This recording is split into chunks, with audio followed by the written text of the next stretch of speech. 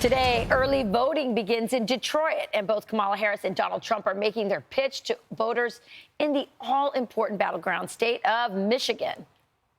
In this election, everything we have fought for years in this movement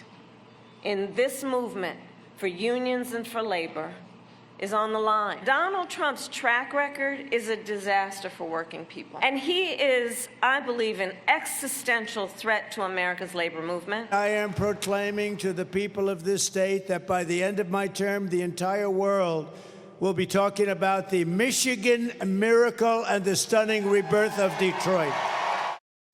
Joining us now is former Michigan GOP gubernatorial candidate Tudor Dixon. Tudor, great to see you this morning. Thanks for getting up early with us. Tell us what you think the state of play is right now in Michigan. Well, you guys have been talking about it all morning. Not only is it your freedom of religion, but you also have the EV mandates. And we just had Crane's Business report last week that Stellantis is talking to Whitmer because they are looking at moving their headquarters out of the state of Michigan. Can you imagine Ford, Dodge, Ram, and Chrysler moving out of the state of Michigan? That would just be devastating to the auto workers. This is a ridiculous situation that we're in under the Biden, Harris, and Whitmer regime. And that's all because of EV mandates. But you're right. Well, you said something really interesting about how they're telling you you can drive whatever you want, but the mandates tell you something different. And that's Alyssa Slotkin is also doing that here in the state of Michigan. You noted that she had Trump in her ads. She's running for Senate. And now she's saying, I live on a dirt road. I can't have an EV, so I'll let you get whatever car you want. But she voted for those EV mandates. Right. You know, Tudor, we were discussing even off camera and on the couch about this endorsement by this mayor, this Arab American mayor in Michigan. Tell us what that means. Is that an isolated case? What are you seeing in the Arab American community? Is that important? And could it swing things for Donald Trump?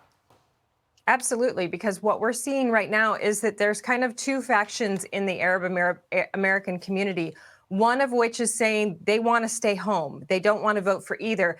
And the other is this group from Yemen who is saying we want to support Donald Trump. If we have the Arab American community come out and support Donald Trump in that way, that is a huge change for the state of Michigan. And it's definitely a huge change for Democrats in the state of Michigan. Also, you have to remember, these folks are listening when they mock religion as well.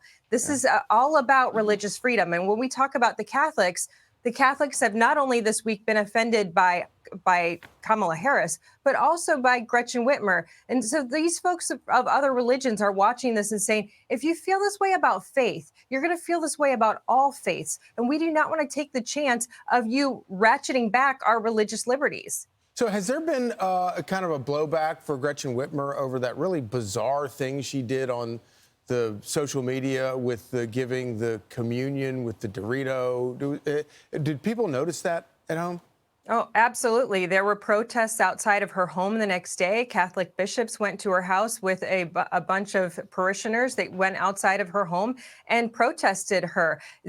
So you add that, think about that. You add that to then a few days later, Harris not going to the dinner in D.C. and then mocking Catholicism with the Molly Shannon skit. When you put that all together, and then, as you noted, Rachel, she went to Wisconsin and was talking about pro-lifers not being a part of their party anymore. Where do pro-life or religious faithful people fit in the Democrat Party? And I think that's a question certainly in Michigan today, which is coming from both Harris and Whitmer. And when you have that happen in Michigan, if you lose the Catholics, if you lose half of the Arab American community, there's no path for Harris. That's fascinating. It really is fascinating. Okay, Tudor, thank you so much for being with us this morning. I'm Steve Ducey. I'm Brian Kilmeade. And I'm Ainsley Earhart. And click here to subscribe to the Fox News YouTube page to catch our hottest interviews and most compelling analysis.